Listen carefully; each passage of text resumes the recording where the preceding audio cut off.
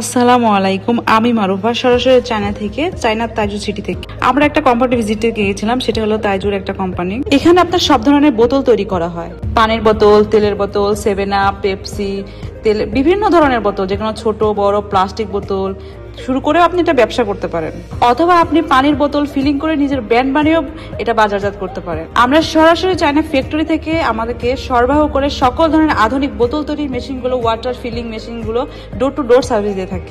সকল ধরনের প্লাস্টিক বোতল, মোল্ডিং মেশিন, অটোমেটিক ও আধা automatic, water feeling machine, bottle labelling, packaging solution China থেকে সরাসরি আমদানি করে থাকি আমরা সকল ধরনের মেশিনগুলো।